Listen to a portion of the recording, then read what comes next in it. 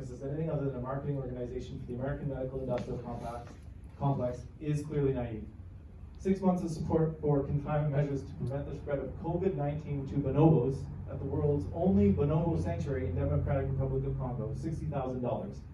That's something that they're up to, but they're also developing those same kind of pharmaceuticals that they're using for bonobos, they're applying to children in puberty blockers, in drugs like Lupron, which is a drug that they have typically used in pedophiles to chemically castrate pedophiles in prison.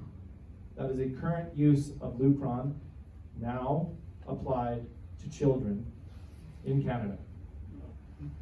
They will come across and they will tell you that puberty blockers can be stopped at any time and reversed. That might be true within, say, a month, depending on the puberty blocker, but what you need to know is that some of these puberty blockers are irreversible. Women will lose their hair if they're taking testosterone and do permanent damage to their bodies. There's a woman named Chloe Cole, I believe, in the Canadian context. Okay, yes. If you've heard of Chloe Cole, she was someone that was on the spectrum, meaning diagnosed with autism. High functioning, lovely lady, but she went through from 13 to 18. She was convinced by school educators, healthcare professionals that she should go on to puberty blockers, she should go on to different surgeries. That woman is now 18 years old. She is sterile, she will never have kids, and she has since reverted back to her female biological identity. She has no breasts. I believe she had them removed, correct? So she had a double mastectomy done. She will never have kids. And she is in the process of suing, creating all sorts of lawsuits against the healthcare professionals that should have helped her, that should have been there, the educators that should have been there to talk to her about the dangers of what she was doing. But currently in society, we're telling kids that it's reversible. It's fine.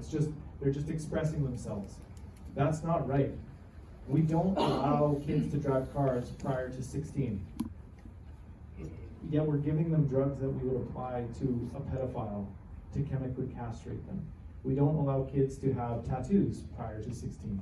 Yet we're permanently altering their reproductive structures on their body. That's why this is such a pressing issue for myself, and I hope I'm conveying it to you, giving you points to talk about with people that are around you. Where is this happening? Okay.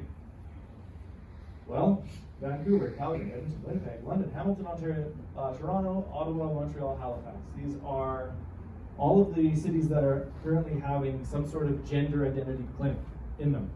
So right now, you can sign up. You have to be under the age of 17 to sign up for gender reassignment surgery. There's a whole host of medical assessment that has to happen in Vancouver at the Children's Hospital, but you can achieve what you're trying to achieve within probably 9 months, I think is the time frame. So if you can stick with it for 9 months, that's 9 months with hormones.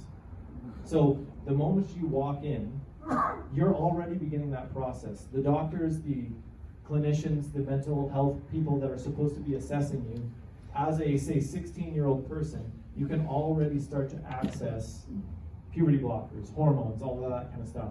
In fact, you can get those hormones even if the doctor were to say, no, you're not an eligible candidate. You can get those on the black market quite easily. That's not something that's hard to get for kids. In Nanaimo, the application of that is that even at the Christian school, there were rumors, and I will speculate on this, I am speculating, but there was a rumor being passed around that someone had come into the school, into classrooms of the Christian school to say, when you are the age of 12, you can decide your vaccination status and your gender without telling your parents. So there are people pushing this. Once again, that was speculation, but I have seen that in real life where people are talking about how they can get your children the drugs that they need apart from a prescription. And it's encouraged. It's like, yes, this is a rallying cry. We need to be able to get our children hormones. It's just fair use. It's just like, why wouldn't we be able to do that? I want you to pay attention to this. We have little information about care for the youngest and most vulnerable patients, even though one hospital sees children under 7 years old.